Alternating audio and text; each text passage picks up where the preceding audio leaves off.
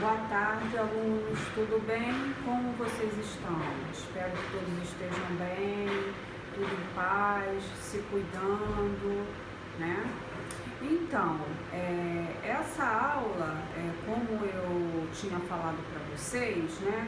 Eu ia trabalhar no mesmo formato da aula que eu fiz em cima do material que a Adriana mandou para vocês sobre a Malala.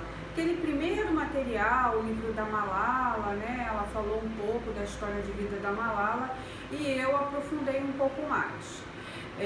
E a partir daí eu trabalhei a formação de algumas palavras, dando foco para a família do S, tá?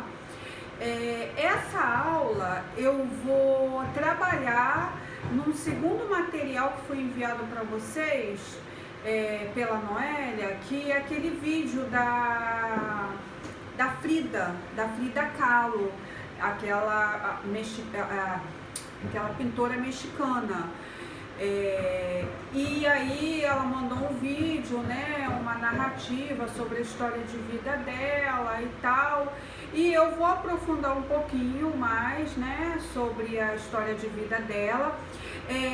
Vou mostrar a localização do México, porque o México, diferentemente do Afeganistão, que é o país de origem da Malala, ele fica no continente americano, mais propriamente dita na América do Norte, tá? E aí eu vou mostrar a localização, como eu fiz com o Afeganistão, mostrei o mapa do continente asiático, tá?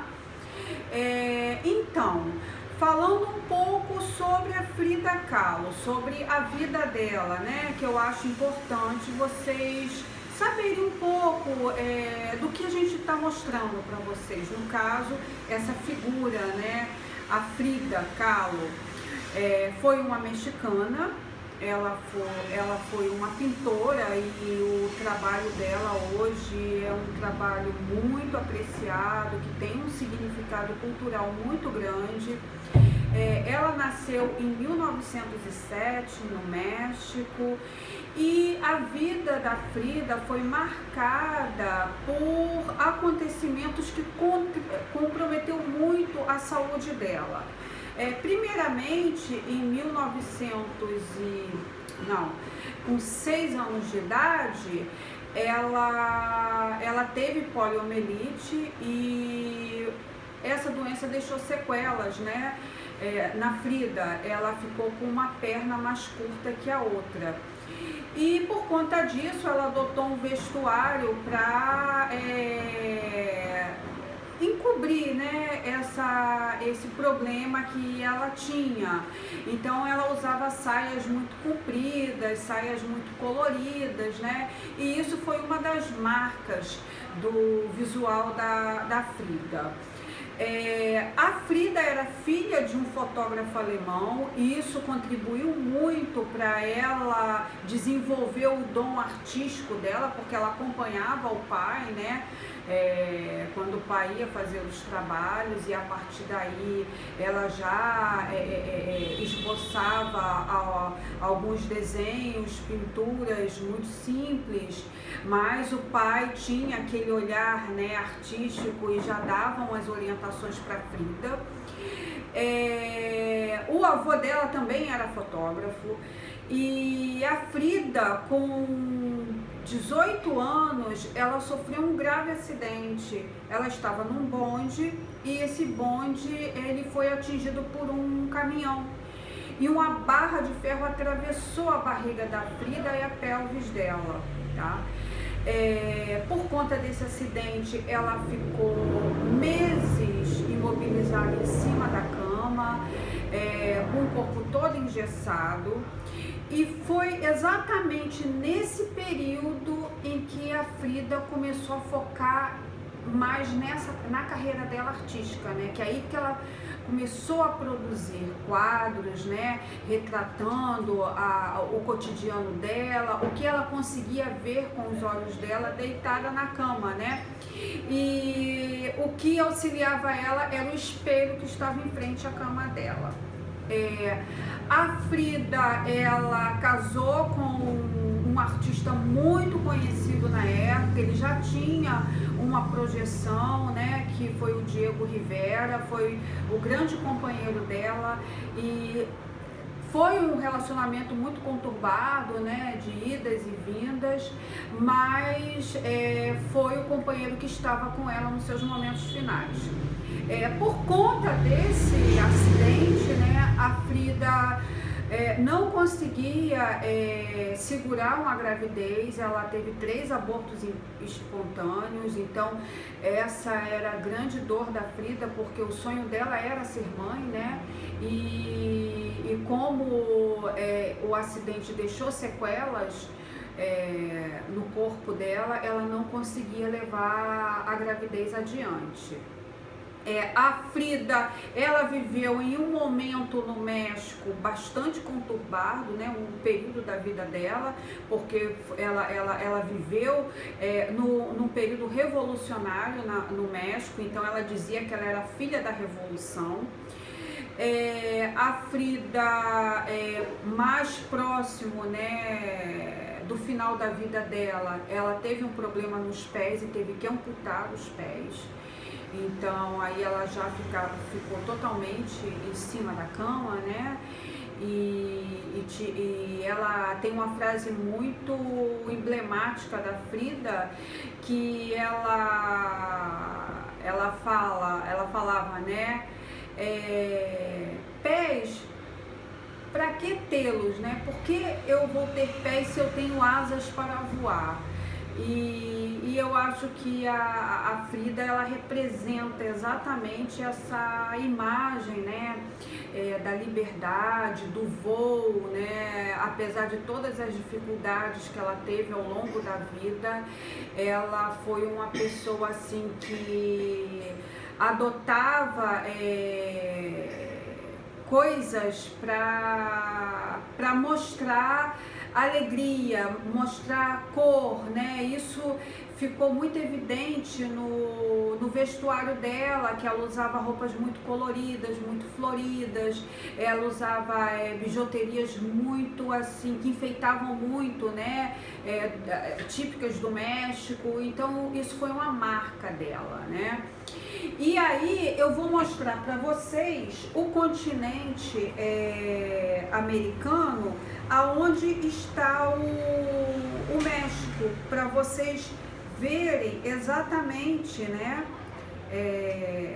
Deixa eu mostrar aqui para vocês, eu abri, deixa eu pegar meu óculos, que eu não enxergo. Então, deixa eu mostrar aqui para vocês, olha só, ó, aqui, olha, é o continente americano, tá vendo, ó? Aqui é América do Norte, esse amarelo, esse vinho aqui é América Central e esse laranja é América do Sul, aonde está aqui, ó, o Brasil, tá? Então, aqui na América do Norte, nós temos o Alasca, o Canadá, aqui é a Groenlândia, os Estados Unidos e o México. Essa porção aqui é América do Norte. Aí aqui nesse vinho é América Central. Olha, a Guatemala fica aqui fazendo fronteira com o México, depois temos El Salvador, tem Belize, Honduras, Nicarágua, Costa Rica, Panamá, faz fronteira com Colômbia.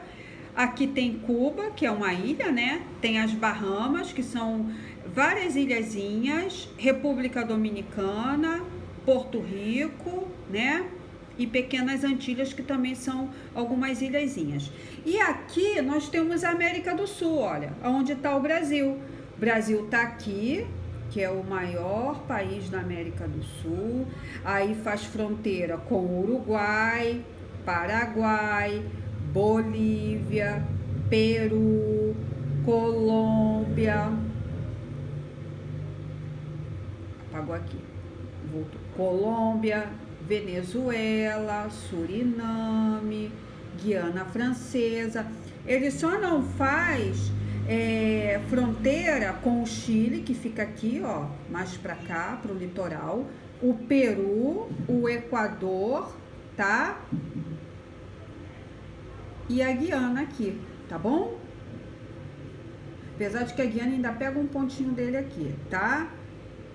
Então, esse é o mapa do continente americano, que ele é dividido em América do Norte, América Central e América do Sul, tá? Agora, eu vou fazer uma pequena revisão com vocês, tá? Do que eu tinha trabalhado antes com a família do S, e vou avançar só mais um pouquinho. Então, não sei se vocês lembram que na primeira aula, né, eu trabalhei a formação das palavras de alguns países do continente asiático, né? Comecei com o Afeganistão, que é o país de origem da Malala, aquela primeira personagem que nós trabalhamos, e aí eu mostrei a formação da palavra Afeganistão, Afeganistão. Aí mostrei uma situação do S no meio da palavra, só que ele fica entre uma letra e outra, e aí ele faz esse som de S. Aí eu dei outros exemplos, ó, costureira, castigo, costume, tá? Então, essa foi a primeira situação do S que eu mostrei para vocês. Depois, eu mostrei uma outra situação, tá? Peguei um outro país do continente asiático e mostrei a formação da palavra desse país. Arábia Saudita. Aí mostrei uma outra situação da família silábica do S. O S no início da palavra. Saudita, o som de Sa. Aí eu mostrei, olha, Sa. Aí puxei a família silábica, tá? Sa, Se, Si, So, Su. Aí dei o exemplo. Sa. Qual a palavra que tem o som de Sa na sua formação? Sapato. Se, seco. Si, situação. So, sorvete. Su, suspiro. Aqui a gente tem, olha, duas situações. O su no início da palavra, tá? E o S fazendo aquele som de S no meio da palavra. Aí depois eu mostrei... Ih, meu Deus, aqui. Levou minha folha. Um aluno aqui rebelde. Aí depois eu mostrei uma outra situação do S. Em Rússia. Só que é o som do Sa, Se, Si, So, Su no meio da palavra. E nesse caso... Para ter o som de Si no meio da palavra, eu tenho que dobrar o S. Aí aqui eu dei outros exemplos, ó. Pressa, tá vendo? Dobrei no meio da palavra. Promessa, dobrei o S. Possuir, tá bom? Aí depois eu dei um outro exemplo para vocês, tá? Que foi esse daqui, olha. A formação da palavra Ásia.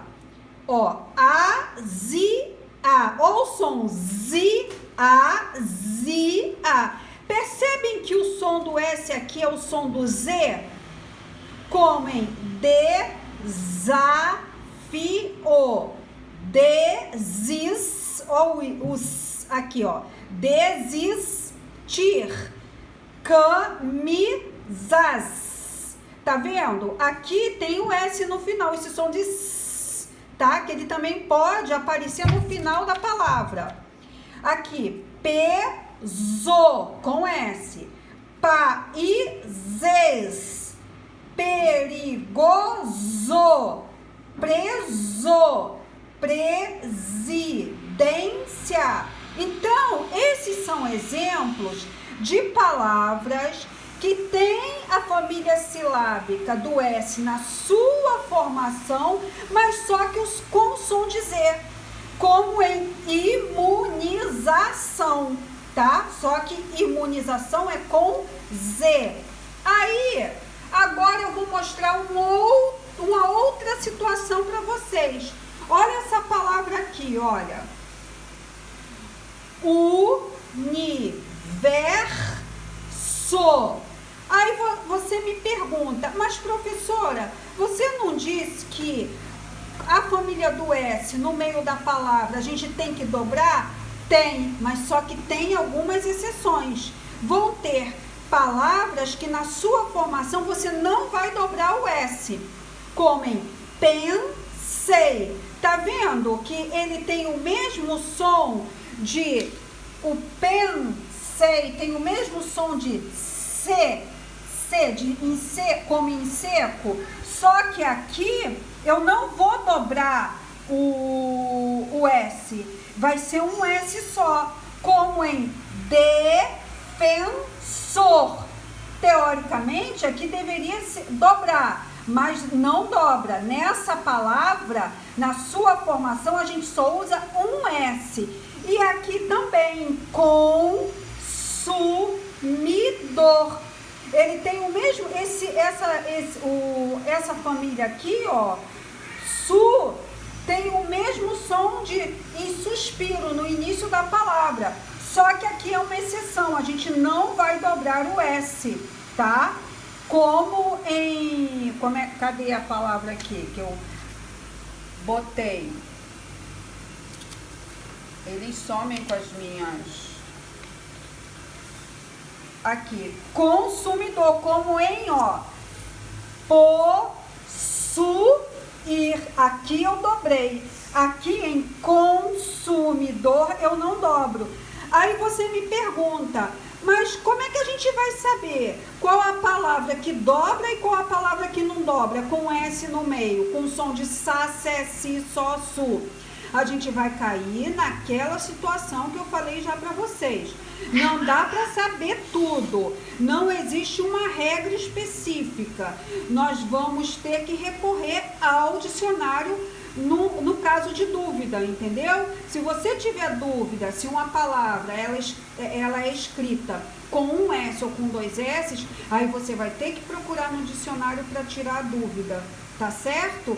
Mas isso a gente vai, na prática, lendo, escrevendo, você já vai, as palavras mais usadas, né? A gente vai já reconhecendo a sua forma correta de escrever, apesar do som, às vezes, ter o som de uma família, mas ser de outra, entendeu? Então, por enquanto vou ficar por aqui. Apresentei uma nova situação para vocês do S na formação das palavras, tá? Eu vou ver algumas atividades para vocês para a semana que vem. Vou postar algumas telas da Frida para vocês conhecerem o trabalho dela, tá? E assim a gente vai trabalhando, gente. Olha, é o seguinte, eu desejo para vocês um bom feriado, uma boa Páscoa, com muita paz, muita tranquilidade, saúde, que é o que a gente mais está querendo preservar agora, né? Evitem circular, gente, porque a situação é muito séria, né? Infelizmente. E a gente tem que ter fé e orar muito pelas pessoas que estão lutando pela vida, né? Que estão já contaminadas, as pessoas que estão lutando para não serem contaminadas. E é isso, a gente rezar, fazer a nossa parte e acreditar que a gente vai passar por esse momento aí difícil e em breve vamos estar juntos, tá? Um bom feriado para vocês, um grande beijo, um forte abraço, tá certo? E nos falamos na próxima semana, tá? Vou providenciar mais materiais para vocês, tá certo? Tchau!